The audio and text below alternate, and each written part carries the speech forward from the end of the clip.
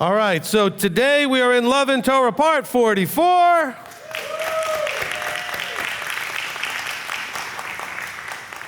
As we journey through the, in some ways, very simple but very challenging understanding of love in the context of the Word, of the Torah, of the instructions, of the Creator, of each other. And, you know, we have two great commands that frame this whole teaching, which is the love of Elohim and the love of neighbor. And we've been studying a lot at this point now about loving neighbor, loving each other. And so we're going to continue in that journey here in Ephesians Chapter 3. We finished 1 Corinthians. We're now in Ephesians Chapter 3. And we are getting closer to the end here, I think, in terms of at least the different chapters I want to go to. I have no idea how long each one will take, but we're going through that here. Ephesians Chapter 3, and we're going to begin in verse 14.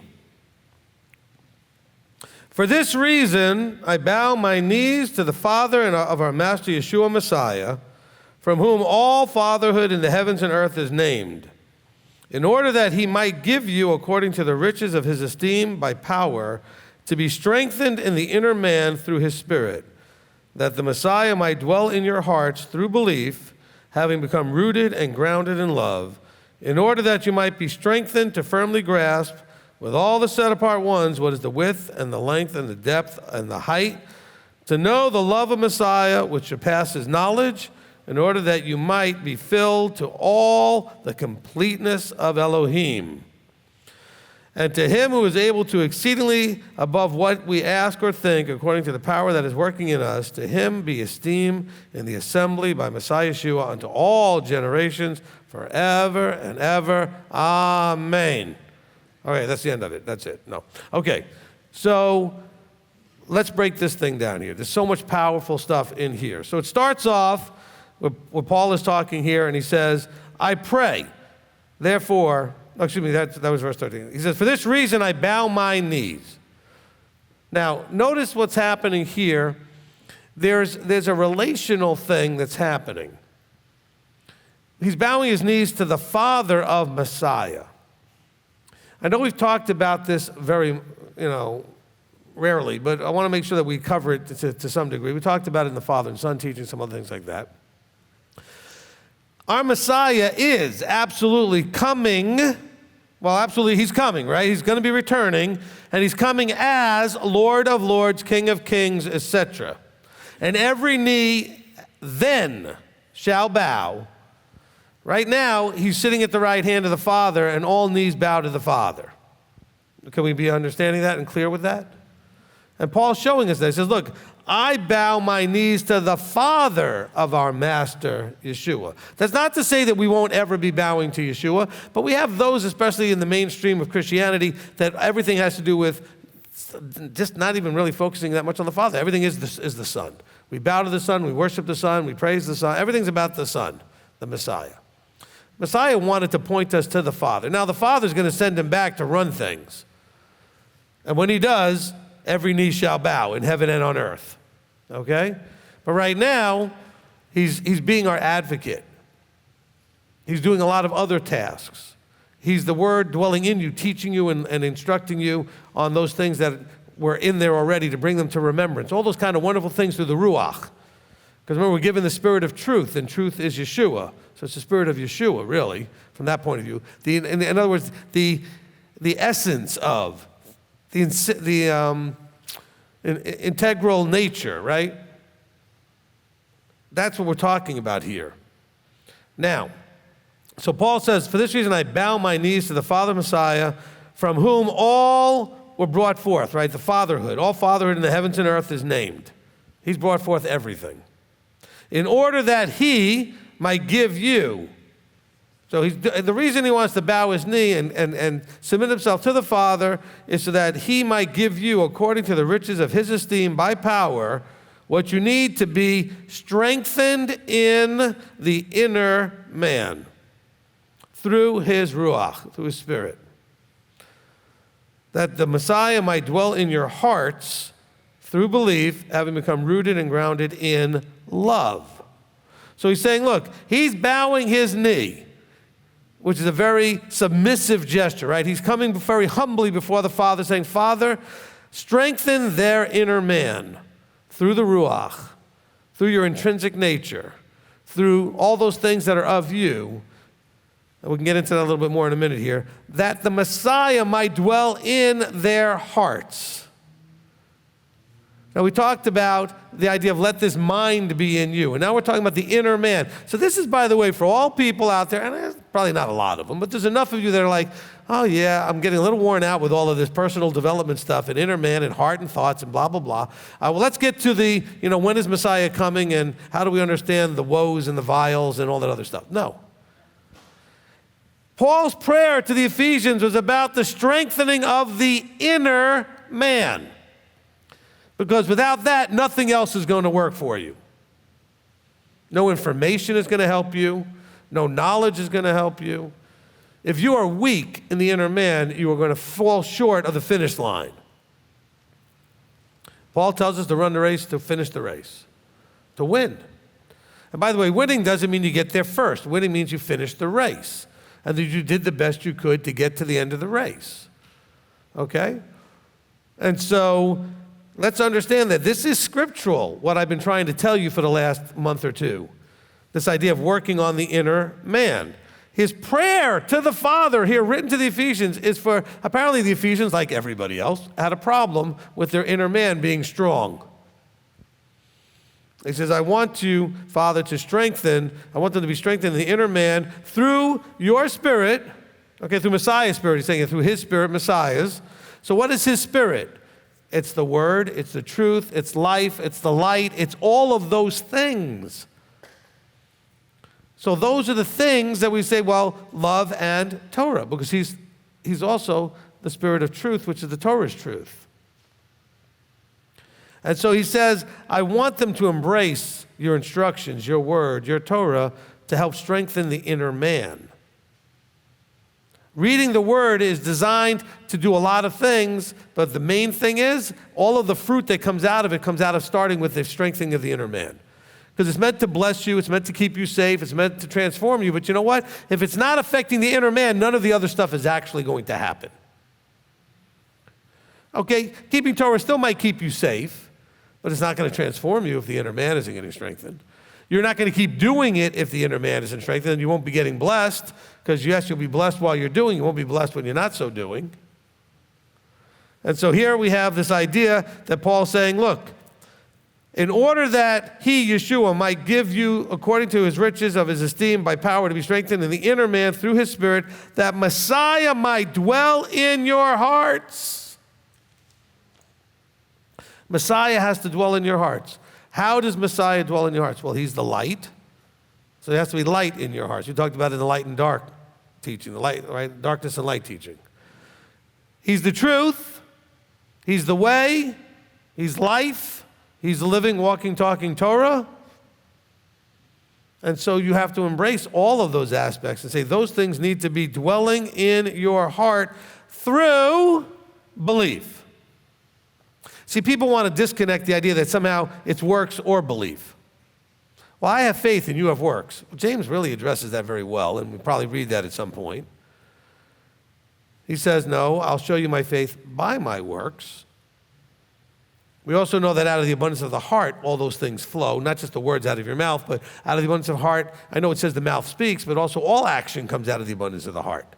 We do or we don't do because of what's in our heart.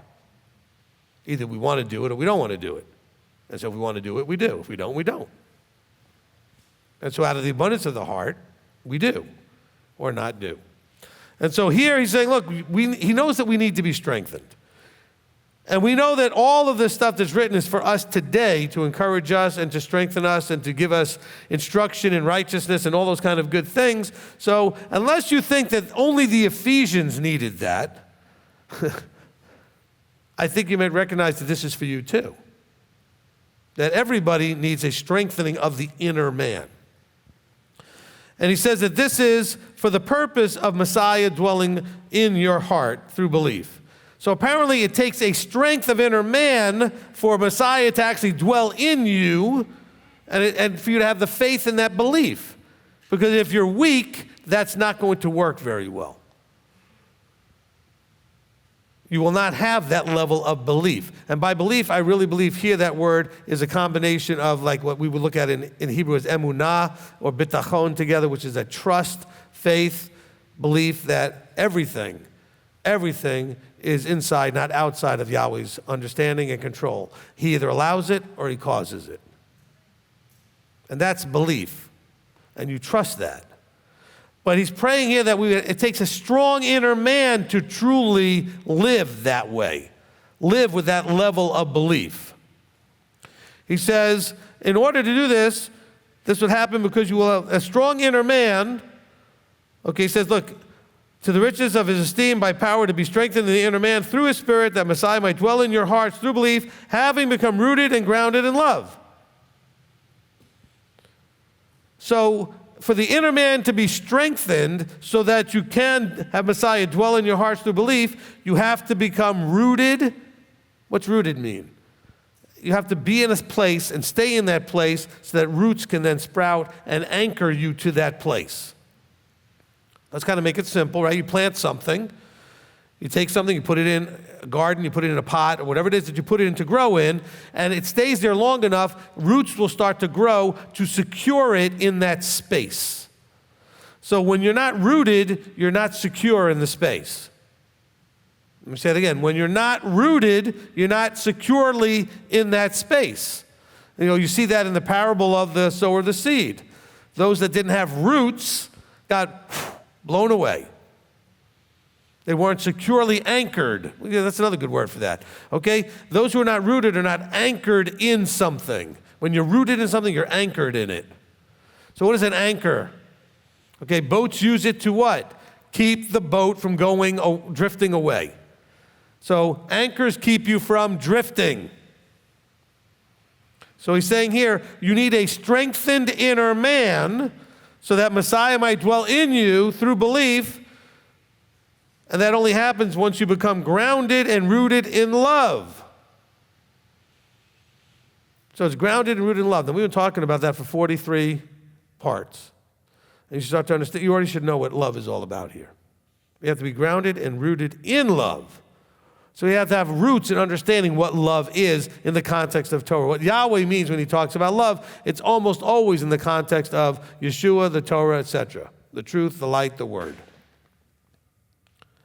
So all of this has a purpose. In order that you might be strengthened to firmly grasp. See, follow the order here. He wants you to have a strong inner man so that through his Spirit, the Messiah might dwell in you, so that you can become rooted and grounded in love. So the strengthening of the man is so you can ultimately so that you be grounded and rooted and right in love, in order that you be strengthened to firmly grasp. When we're talking about grasping here, we're talking about fully grasp, meaning fully comprehend. We talk about somebody and they're not grasping the concept you're sharing with them, or they're not grasping what you're trying to say. What is grasp? It's like to grab, to lay hold of. You reach out and you grasp something. You reach out and you take hold of something. So the point of this is in order that you can be strengthened to fully take hold of, with all the set apart ones, what is the width, the length, the depth, and the height. To know the love of Messiah, which surpasses knowledge. So he wants you to have enough inner man strength, filling of the Ruach, grounded and rooted in love, so that you can grasp the details.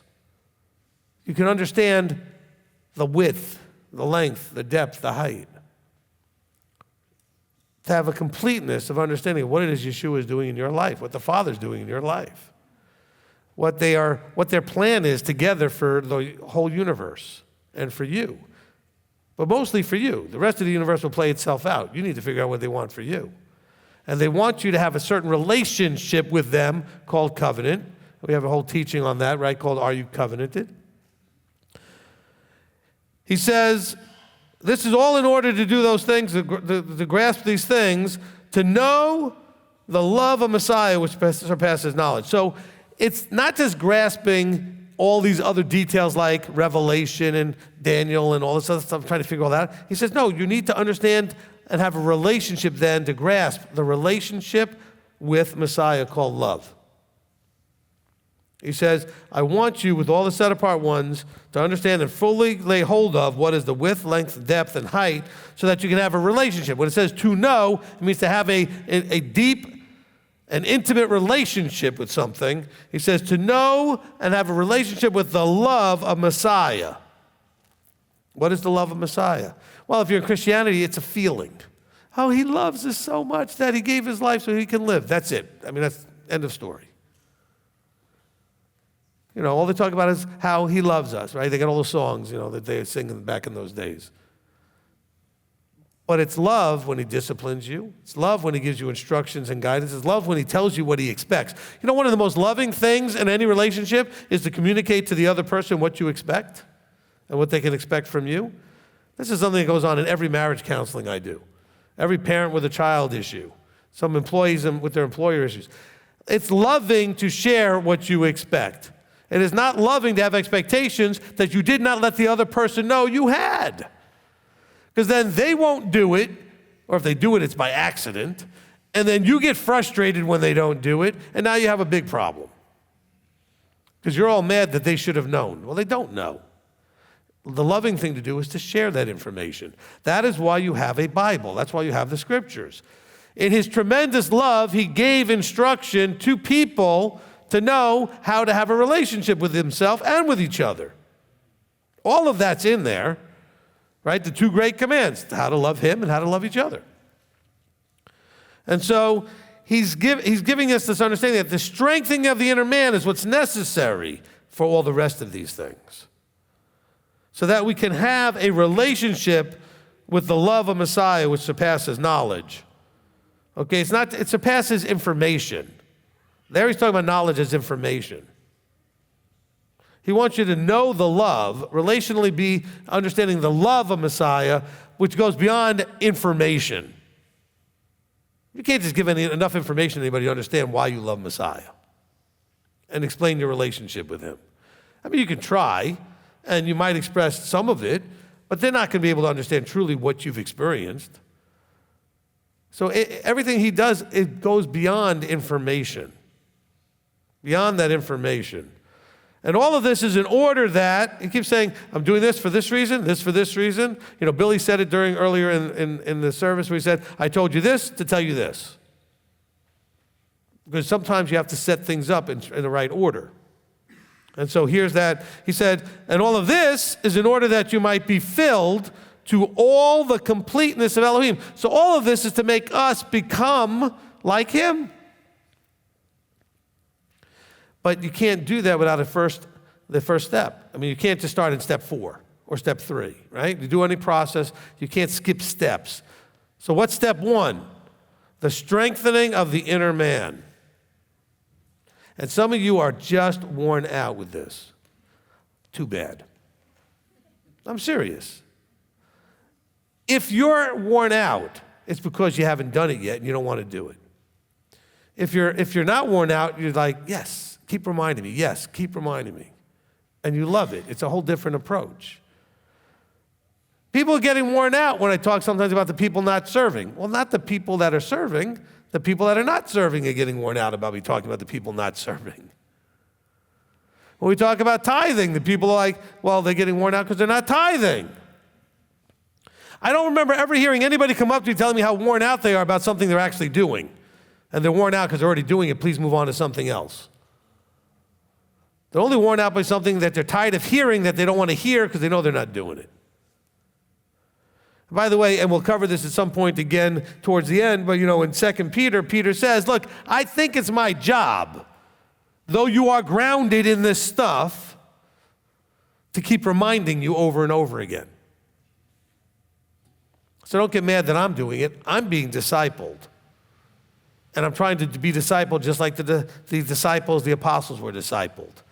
And so if my mentor looking at someone like Kepha, like Peter, is saying that he sees the job and his role in leadership to remind people over and over again, I would say that's probably my job too. I think that's a good example that he's setting to see that.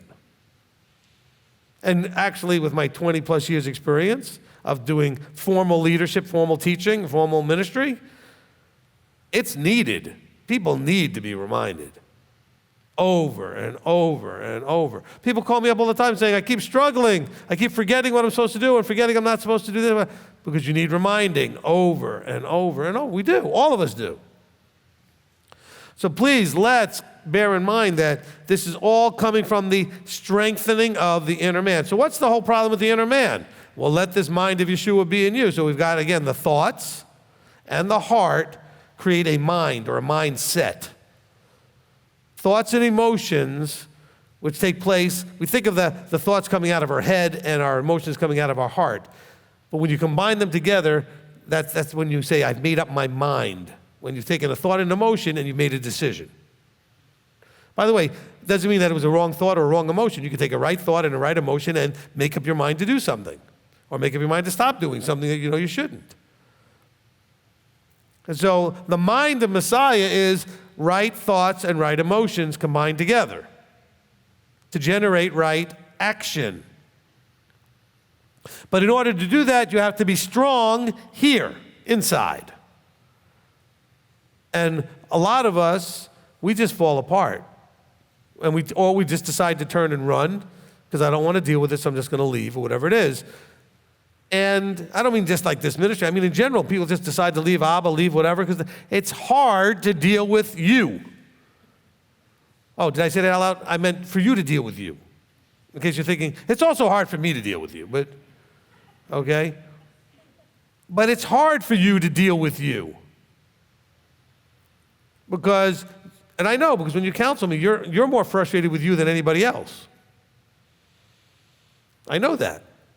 People are almost always really frustrated with themselves because your inner man is not strong. You have not grown and strengthened it. Look, I know I joke sometimes about how having a gym membership hasn't lost me any weight. Why is that, though? Because you have to go. And then when you're there, you have to actually lift the weights. You have to do the workout. But do you work out your inner man? Well, you know, I pray every day. Well, that absolutely is a part of it. Well, you know, I read the Word. Well, that's a part of it. And you're saying, well, why is he saying it with that tone of voice? Because all of you pray and all of you study and you're still struggling with the inner man. No, the way you win, let me rephrase that. There's something I want to say, but I'll say something first. In order to strengthen the inner man, you have to win the battlefield of the mind. The mind is what? Thoughts and emotions. Now, yes, praying helps and reading the Word helps.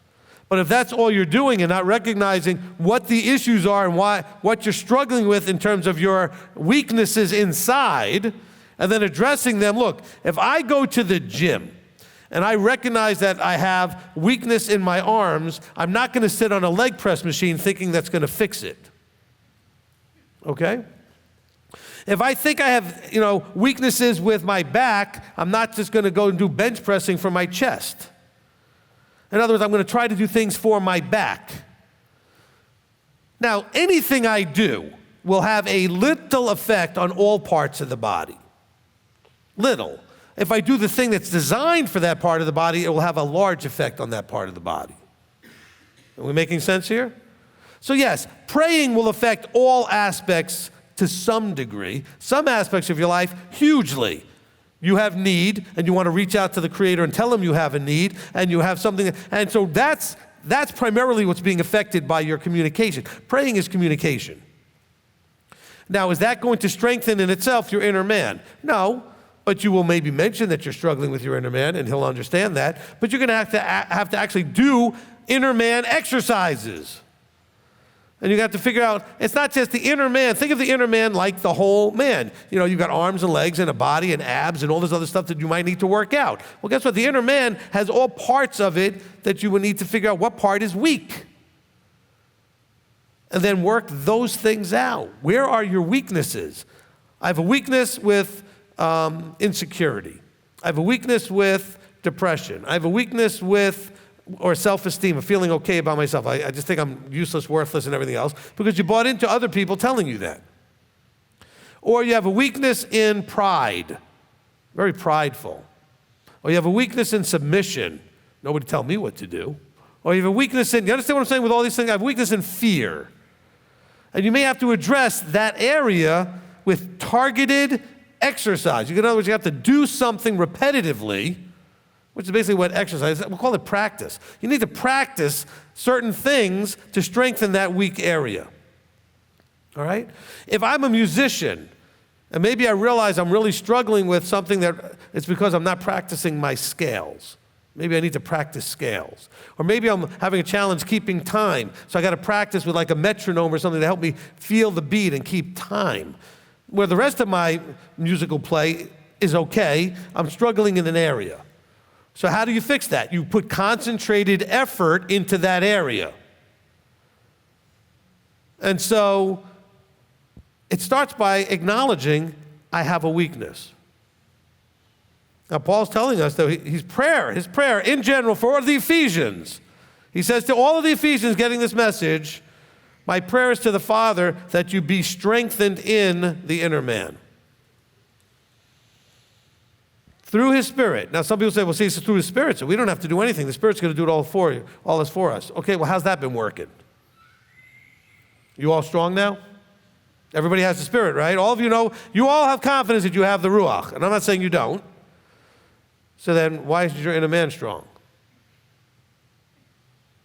Because it's not as simple as just having the Spirit, okay? You need to do the work to fix the weak spots. Weak spots need to be strengthened. You know, what you guys are doing is, let's say you have a roof that has a weak spot in it, and then it sort of leaks from time to time, and all you do is just put a patch over it, it gets weak, instead of fixing the actual why it's weak. You have to fix the weak part. You can't just cover it up and patch it up, because then it'll leak again. It'll be weak again, it'll fall apart, it'll break, whatever it is. Weakness ends up becoming damage. Something will go wrong with anything that's weak eventually. Weak stuff breaks. And some of you feel very broken because you have weakness, and that weakness then breaks.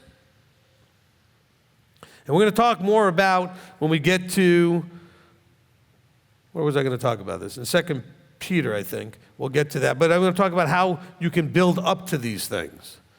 But let's just start with Paul's prayer here, that he wants you to do these things. And he wants you to do them because to do them, one of the first things to do is be grounded and rooted in love. That means in feeling that he loves you. Let's start with recognizing, because that may be a weak area, that the Creator actually loves you.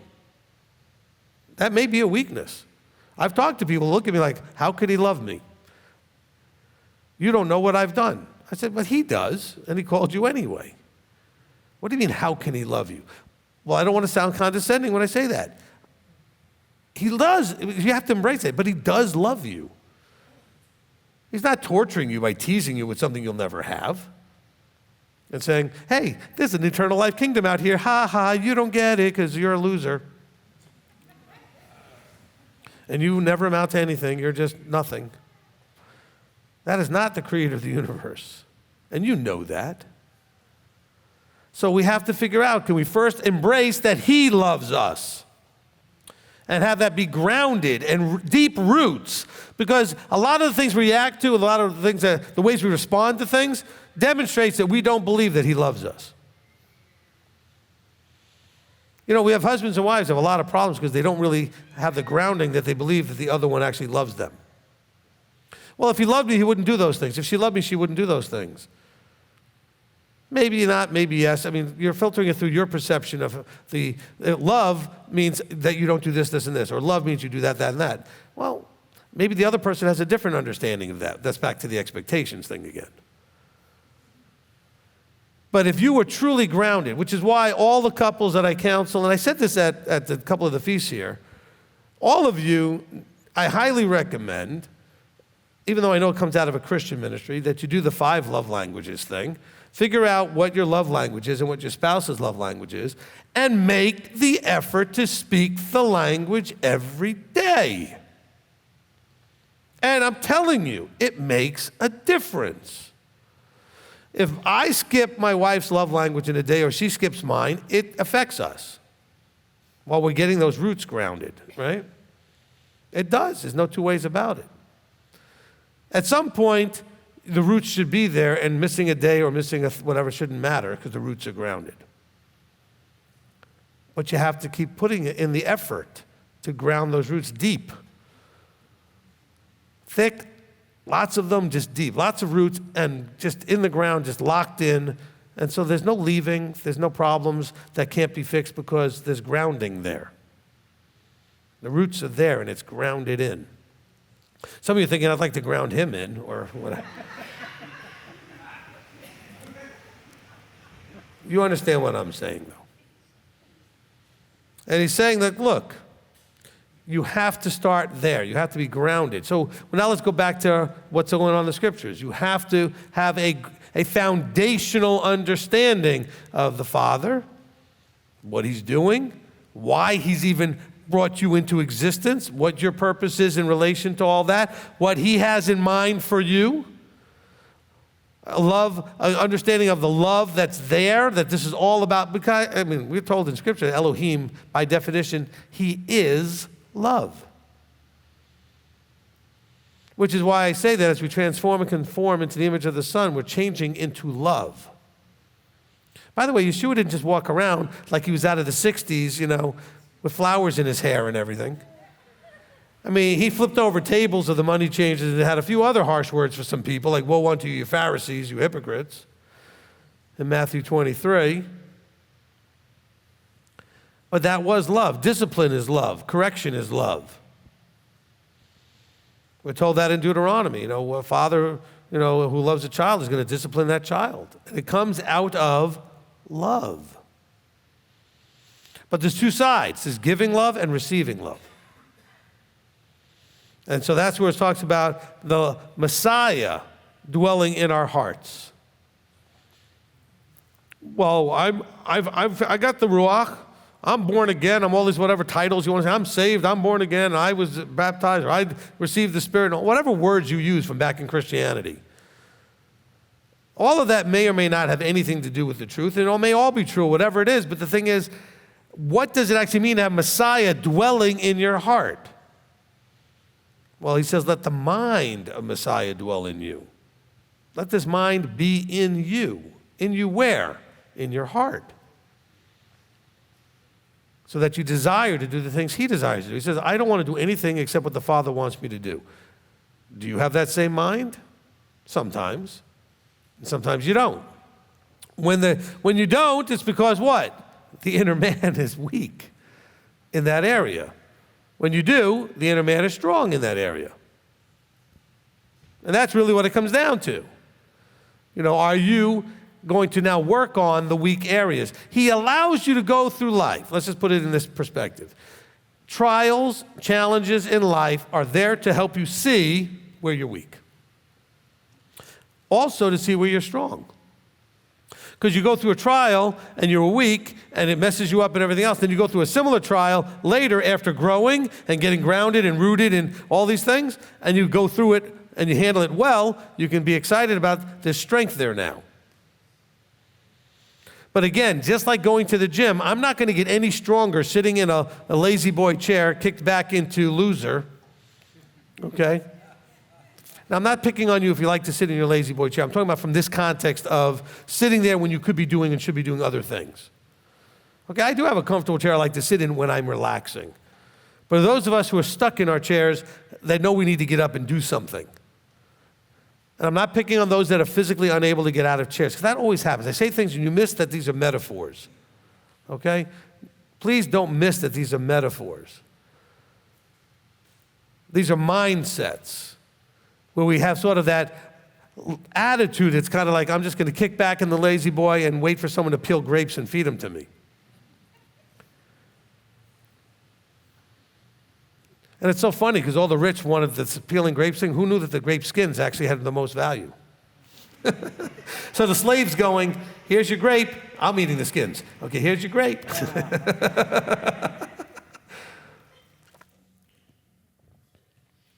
So understand that these experiences that you have, Abba causes them or allows them to help you strengthen the inner man. How you handle adversity. It's either going to be, if you're strong, you'll handle it well, and if you're weak, you won't, and that's what you were supposed to learn. Hey, I'm weak in that area. I need to work on this. I need to strengthen it. And I got to do it with the mind of Messiah. This is all about that the Messiah, the truth, the light, the life, the word, the Torah might dwell in you, in your hearts, through trust and belief that what? What's trust and belief? That it will bring the fruit of you becoming like him. That you should become like Elohim. He says, all these things so that you can take hold of, to grasp. So you want to grasp, it doesn't say the width and length and depth of the calendar or end time events or whatever other thing you're supposed to be getting. It says the width and length and depth and height to know the love of Messiah. I want you to grasp all of the fullness that is understanding the love of Messiah. We can go to chapter 4, which is just probably on the next part of the page here, or the next page for you, depending on where your translation puts it. But in chapter 4, still talking about all this, guess what? Guess what Paul wants to talk about? The Fivefold Ministry guys. Could you imagine that he's still having the same thought process as he's getting into chapter 4? He says, having finished what he's saying here in chapter 3, which we kind of covered, but we didn't finish all of it. Chapter 4 starts off with, I call upon you therefore. Having just told you all of this, I call upon you therefore, I, the prisoner of the master, to walk worthily of the calling with which you were called. With all humility and meekness, with patience, bearing with one another in love.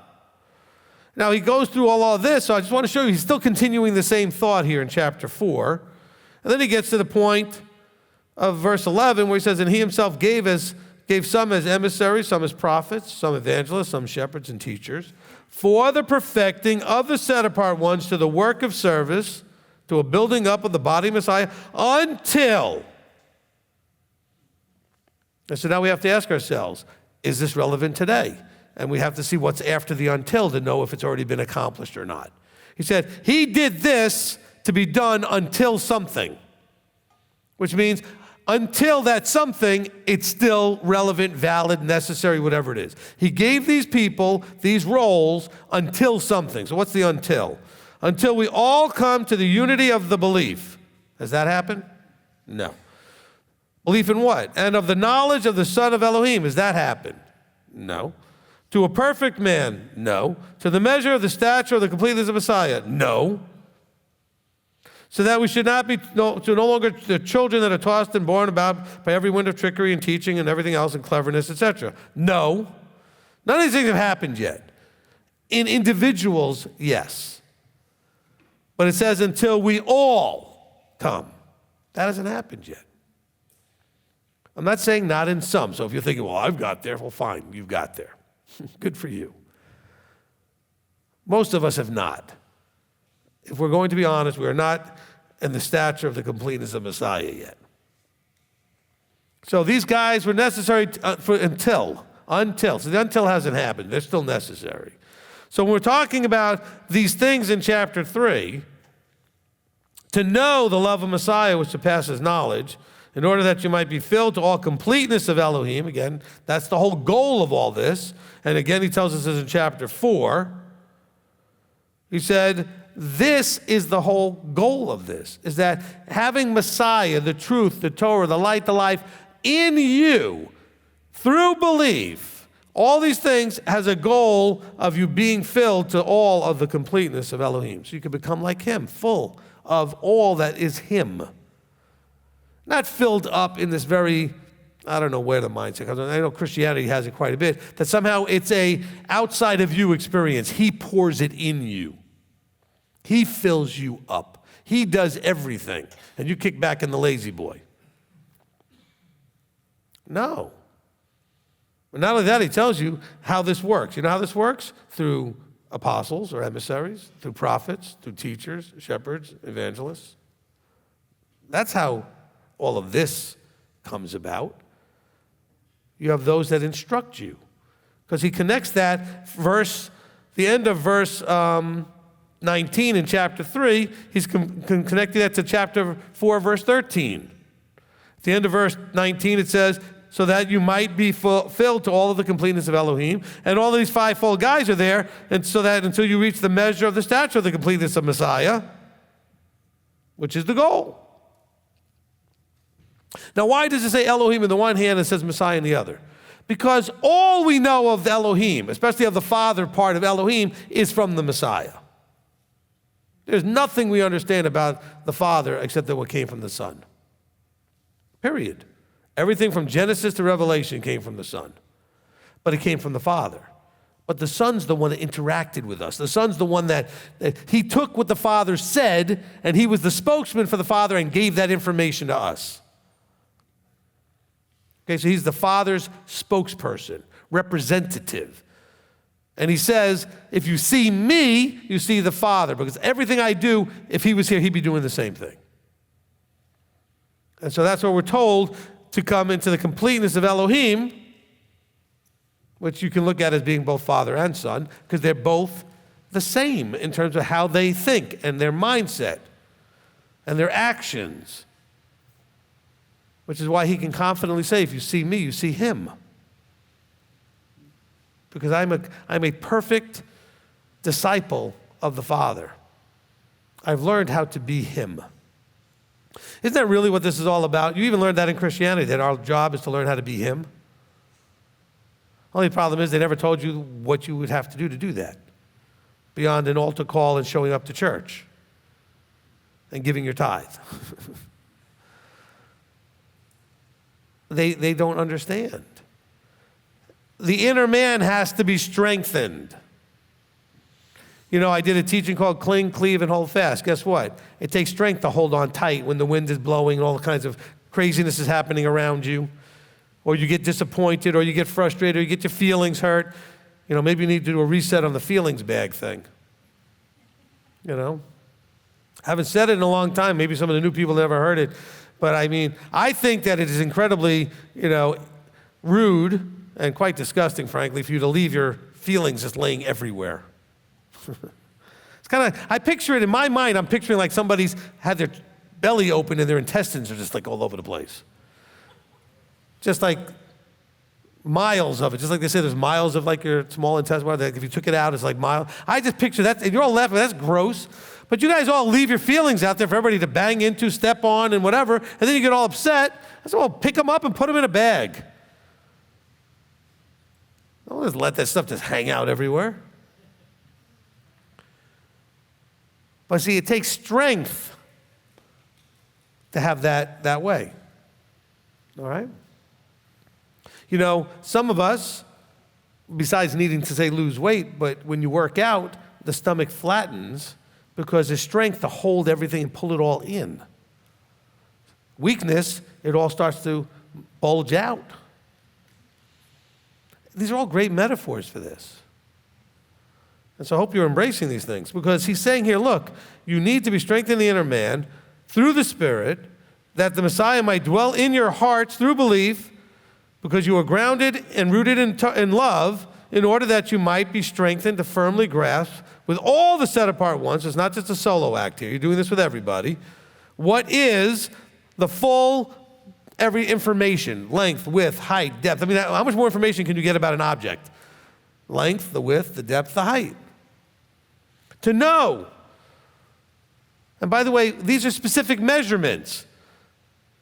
Because people ask sometimes, well, how much of this do I have to do? In other words, you're asking for a measurement. What is allowable here? What is allowable there? Does this break the law? These are measurements. To know the love of Messiah, which surpasses informational knowledge, in order that you might be filled to all completeness of Elohim. And to him who is able to do exceedingly above what we ask or think, according to the power that is working in us, to him be esteem in the assembly by Messiah Yeshua unto all generations forever and ever. Amen. And amen, right? And so I think we really need to understand and grasp this. And so you're thinking, okay, So what's the point of all that? He says, well, I call upon you, therefore, to walk worthily of the calling. He now is connecting. Now, you guys get distracted sometimes because the people who put this together put a break and put a number 4 for the next chapter. Okay? Paul, when he was writing, didn't put that in his letter. He didn't put chapters in his letter. Okay? He wrote maybe paragraphs at the most, but he wrote things as his thoughts flowed. He says, I call upon you, therefore. That connects it to the previous thought. I call upon you because of everything I just said, that this is what the expectation should be. Therefore, now notice he says, I, the prisoner of the master. So he's saying it in a very humble way. He says, I, as a prisoner of the master. In other words, the master has given me this task, and I really don't have a whole lot of choice. By the way, I feel that way often. Why do you do this, Rabbi? Because he hasn't given me a whole lot of choice. This is what he has me to do. He says, to walk worthily of the calling with which you were called. That word worthily messes a lot of people up. Well, Rabbi, that sounds like earning something. Ding, ding, ding, ding, ding. Winner, winner. Brilliant. Yes, there are things you have to earn. Oh, but that's wrong, Rabbi, because it says that we have salvation free of charge. I never said salvation had anything to do with it. Salvation's free. The reward is earned. In all of life, you have learned that there are rewards out there that you can earn. Some jobs, some employers dangle them out there and say, if you reach this level, there's a reward out here that you may want to get. The Father does the same with us. You have a life you're living. Guess what? If you live it a certain way, you can live forever. That's a reward. Now, salvation is necessary for the reward. See, salvation is not eternal life. Salvation is the ability to be not getting the death penalty. But the death penalty salvation, which was made available to everyone, allows or affords the possibility now of the reward of eternal life. Salvation is not eternal life. Listen to Are You Saved teaching, okay? There are people that will die and not get eternal life. Can we all agree? Do we also understand that Yeshua said, I gave my life for the whole world? So everybody that ever lived, whether they ever heard of Yeshua or not, was given the ability and the availability to avoid the death penalty.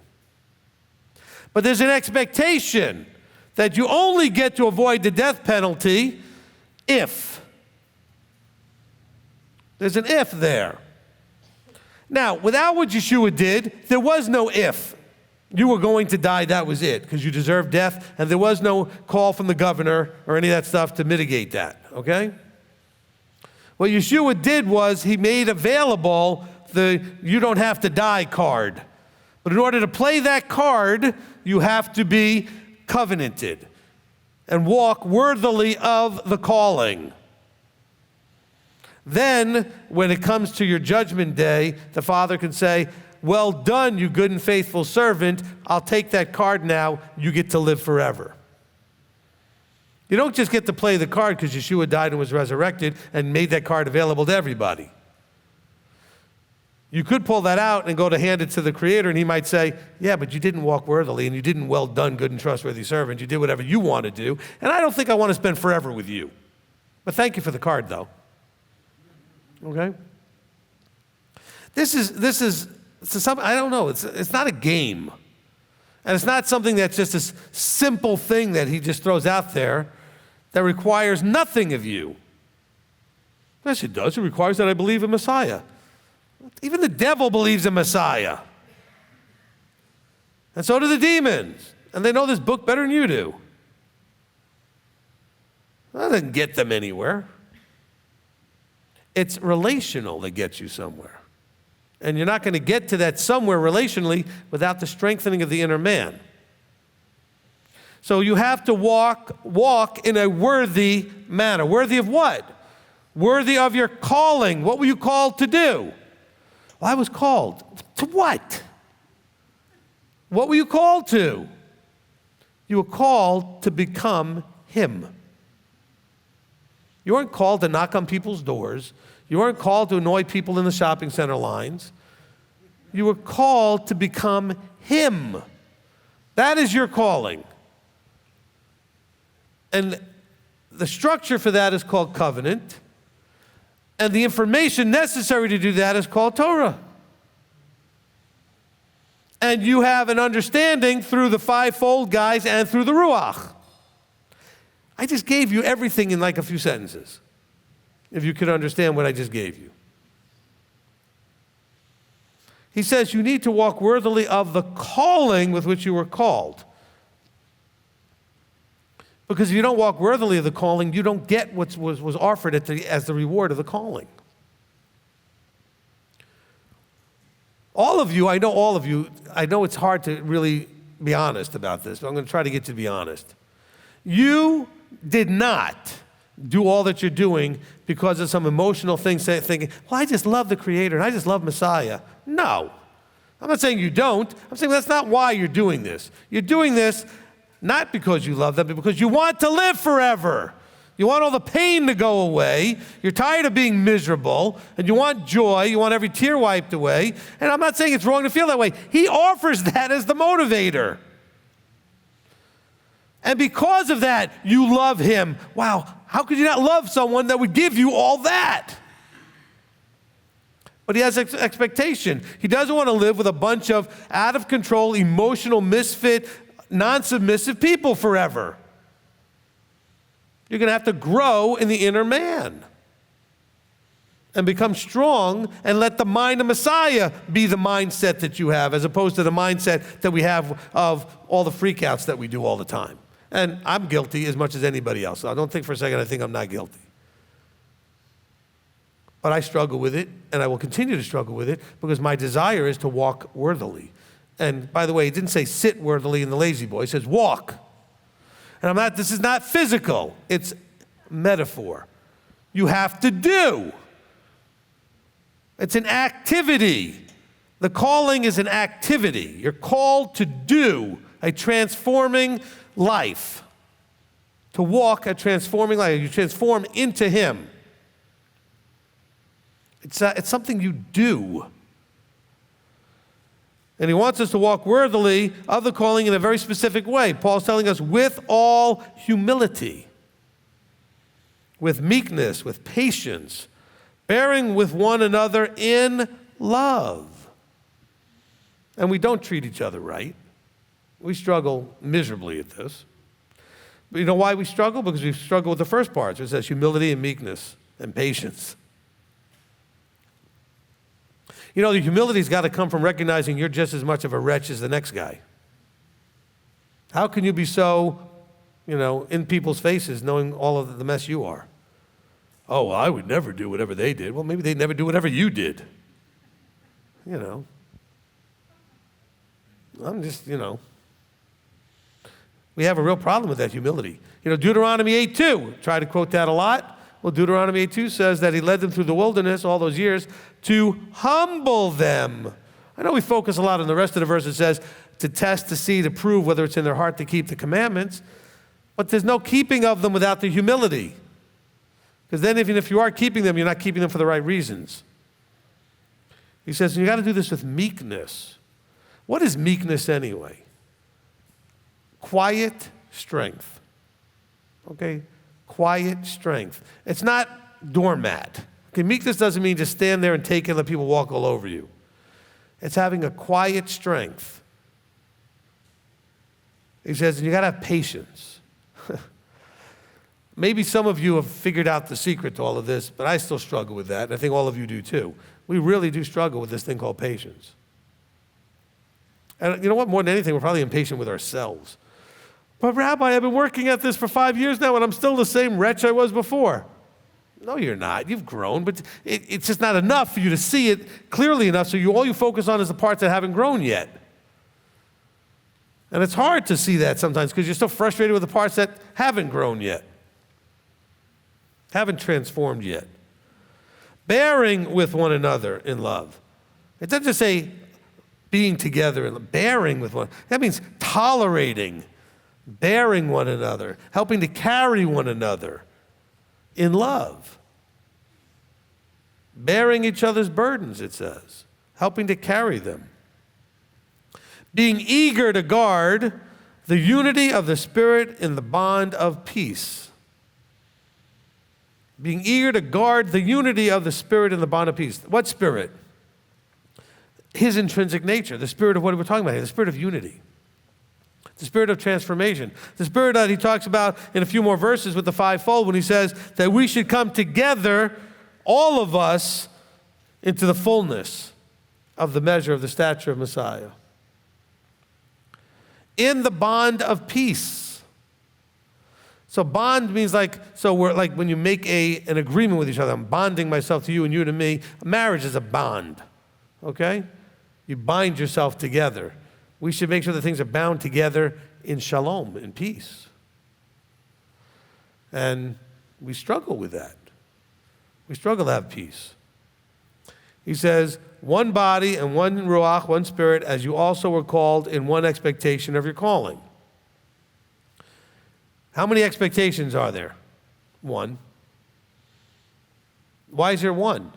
Well, but God respects a lot of things. Abba respects a lot. No, but it's only one's expectation that matters. That's what he's saying. There's one expectation. It's not like 57 million interpretations of expectation. There's one expectation. He said there is absolutely one expectation of your calling. What's that expectation? That you covenant, walk it out in a worthy manner, right? So that you can hear the words, well done, good and trustworthy servant. That's the expectation. That you transform from you to him.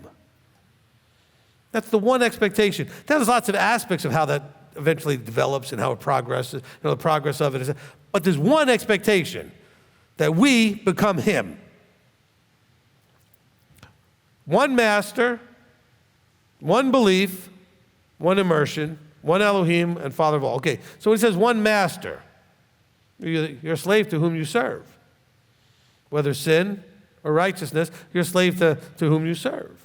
He said there is one master, not multiple masters. Remember, he's talking to people during a time where paganism and multiple gods and polytheism was all the rage everywhere. This whole monotheistic thing was very much uncommon. Okay? Now, we have a big part of the planet believes in a monotheistic type of religion of some sort or the other, but it was by far the minority back then. When Moses brought them out of Egypt, it was almost unheard of that a nation would believe in one God. All right? And so he goes, one belief, if you have a diverse belief, in other words, more than one belief, a multiplicity of belief, you can't go anywhere. And he's going to address this when he talks about being children tossed and borne about by every wind of teaching, etc. Because now you're believing this and you're believing that, and you're believing this and you're believing that. One immersion, one Elohim, and Father of all, who is above all and through all and in you all. Apparently he was from the south. He's in y'all.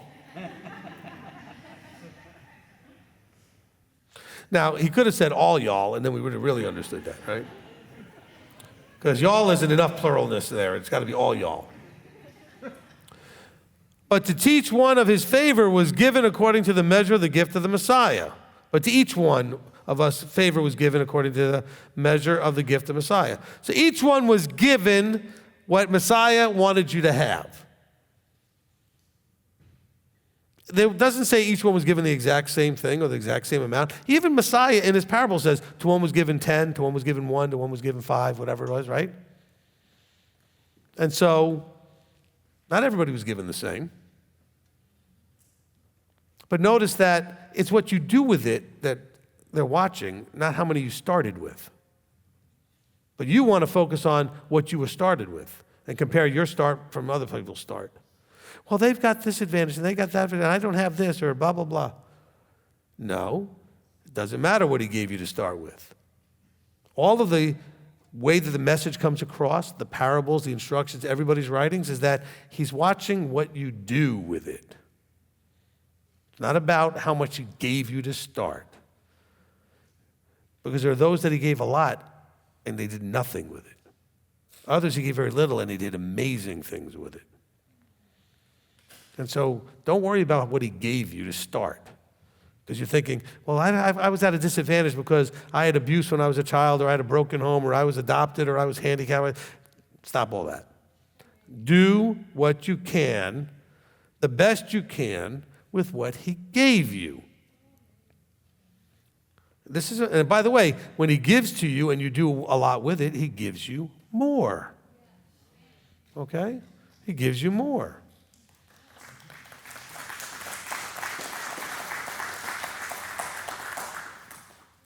He said, to each one of us, favor was given according to the measure of the gift of Messiah. That is why it says, when he went up on high, he led captivity captive and gave gifts to men. But what does he went up mean, except that we're not going to get into all this stuff right now because it gets into other things. He's making another deeper point, but it doesn't really necessarily add to what I'm wanting to say right now. Then we get to verse 11, and he goes, and he himself gave some as emissaries. And he goes into the whole thing we read already about the Fivefold Ministry. Okay? I'm sorry for skipping those few verses. I looked at the clock. We got like 3 minutes.